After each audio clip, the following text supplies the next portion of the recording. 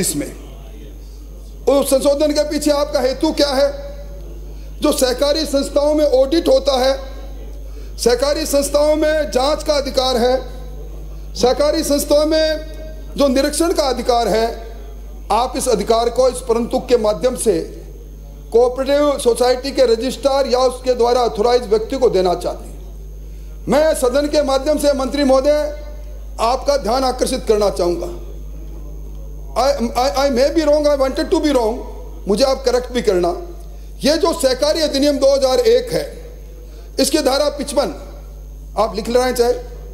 उसमें registrar cooperative society को किसी भी सोसाइटी के लेखों को ऑडिट करने का अधिकार निहित है। धारा 55 उसमें रजिस्ट्रार कोऑपरेटिव सोसाइटी या उसके ऑथराइज व्यक्ति को किसी भी सोसाइटी का जांच करने का अधिकार है। और धारा 55A उसमें आपके निरीक्षण का अधिकार है। यह अधिकार पहले से आपके इस मूल एक्ट में है, तो आप ये नया परंतुक जोड़ के क्या कहना चाहते हो, क्या मेरी समझ में नहीं आया। मंत्री जी आप उत्तर दें तो मेरा ज्ञान का वर्धन कर देना, ताकि मैं वापस जाके पढ़ूं तो सही कि मैं कुछ गलत पढ़कर तो नहीं आ गया। निवेदन करना चाहूँगा, अब ये दूसरा संशोधन जो आप लेकर आए हैं धारा 31 की उपधारा 2 में, उसमें सभापति जी मूल रूप से क्या था? मूल रूप से प्रावधान पहले से था,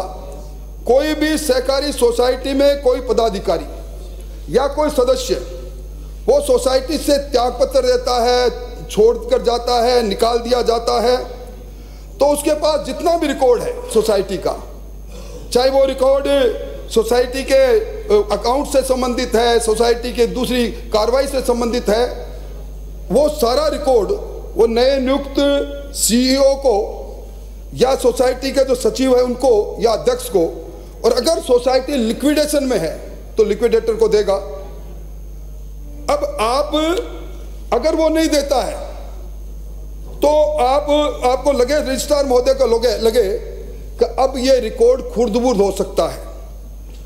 अब ये संपत्ति जो सोसाइटी के इसका दुरुपयोग हो सकता है,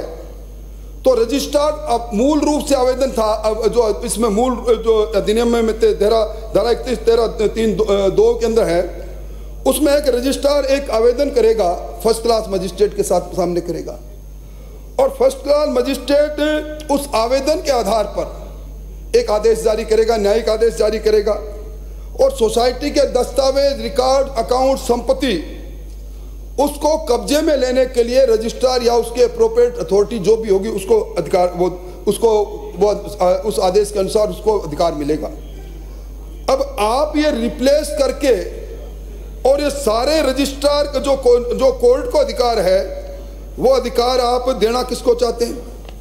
मैं पढ़कर सुनाना चाहता हूँ जो आप रिप्लेस कर रहे हैं। किसी सोसाइटी का कोई अधिकारी या सदस्य उक्त सोसाइटी को छोड़कर जा रहा है, वह नए मुख्य कार्यपालक अधिकारी या सचिव को, अध्यक्ष को या लिक्विडेटर को सोसाइटी के पुस्तक, दस्तावेज, प्रतिभूतियां, लेखे, अभिलेखे व अन्य संपत्तियों का प्रभार सौंपे जाने से इनकार करता है, और रजिस्ट्रार कोऑपरेटिव सोसाइटी संतुष्ट हो जाती है कि सोसाइटी के पुस्तक, अभिलेख, रिकॉर्डों को दबा दिया जाएगा, बिगाड़ दिया जाएगा, सोसाइटी के फंड और संपत्ति का दुरुपयोग करेगा, उस स्थिति में रजिस्ट्रार समय